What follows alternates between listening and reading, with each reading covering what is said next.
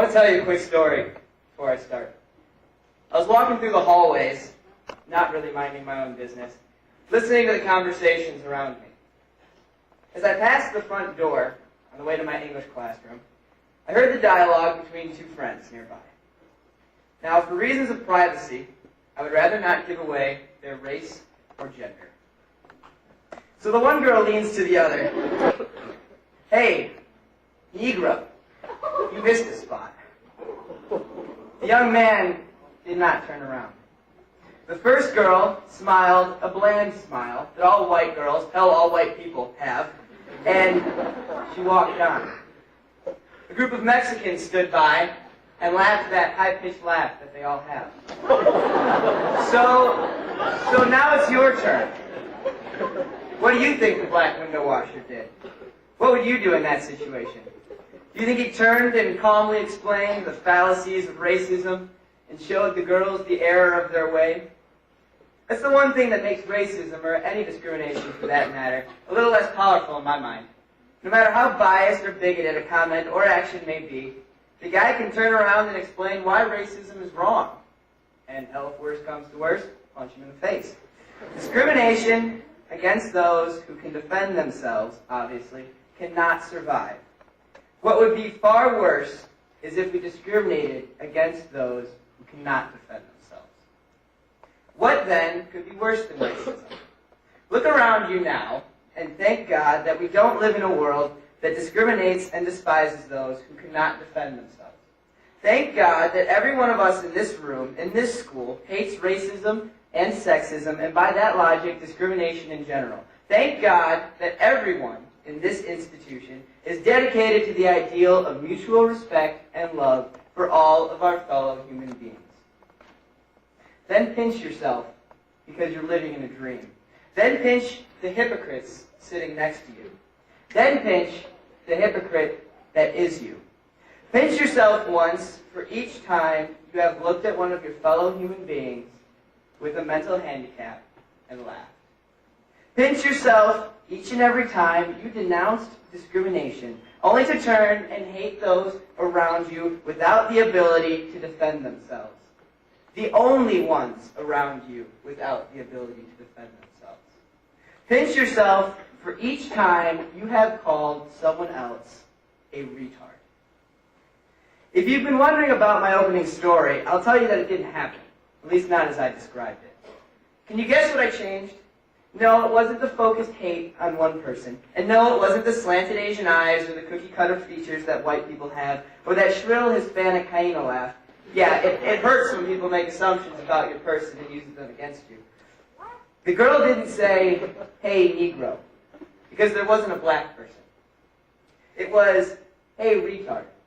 It was a mentally handicapped boy washing the window. I removed the word retard.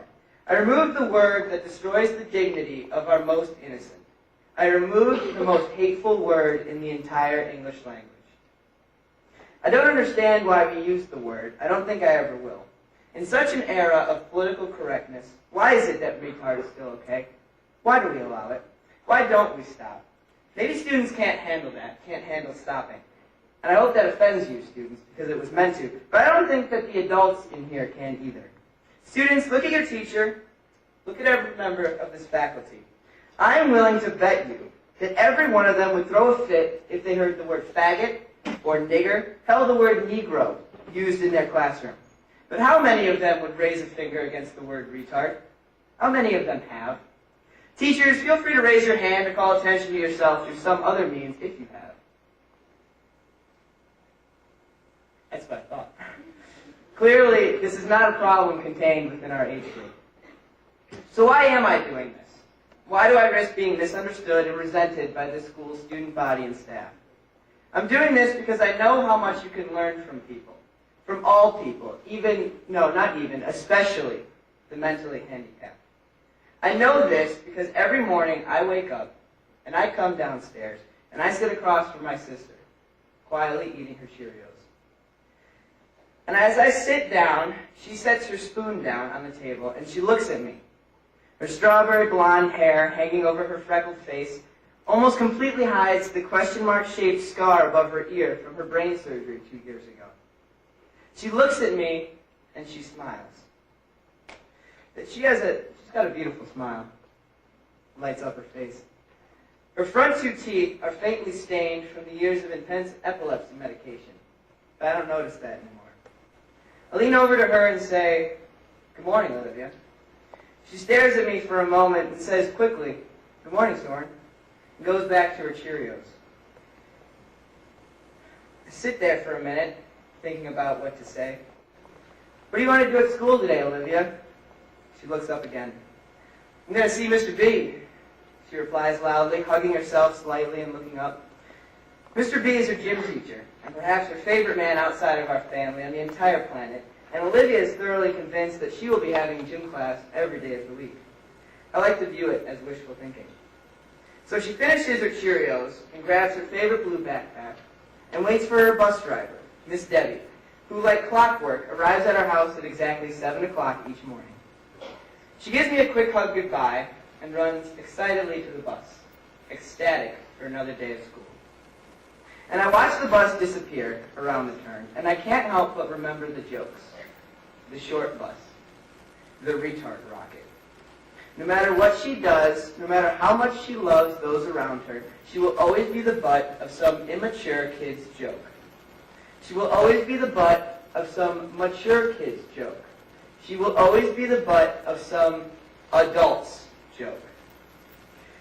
By no fault of her own, she will spend her entire life being stared at and judged, despite the fact that she will never hate, never judge, never make fun of, never hurt.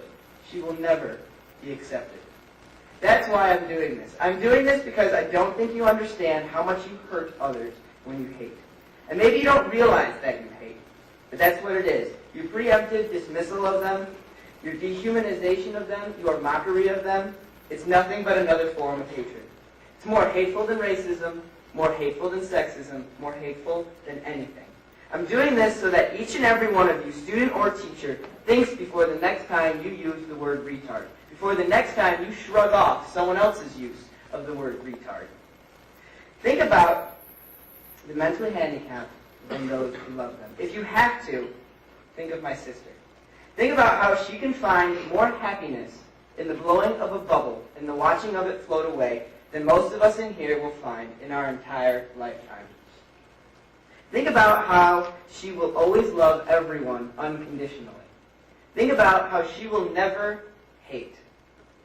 Then think about which one of you is retarded. Maybe this has become more of an issue today because society is changing, slowly to be sure, but changing nonetheless. The mentally handicapped aren't being locked in their families' basements anymore. The mentally handicapped aren't rotting like criminals in institutions. Our fellow human beings are walking among us, attending school with us, entering the workforce with us, asking for nothing but acceptance, giving nothing but love. As we become more accepting and less hateful, more and more handicapped individuals will finally be able to participate in the society that has shunned them for so long. You will see more of them working in places you go, at Dominic's, at Jewel, at Walmart. Someday, I hope more than anything, one of these people that you see will be my sister. I want to leave you with one last thought. I didn't ask to have a mentally handicapped sister. She didn't choose to be mentally handicapped. But I wouldn't trade it for anything. I have learned infinitely more from her simple words in love than I have in any classroom of higher education. I only hope that one day each of you will open your hearts enough to experience true unconditional love, because that is the only thing that any of them want to give. I hope that someday someone will love you as much as Olivia loves me. I hope that someday you will love somebody as much as I love her. I love you, Olivia.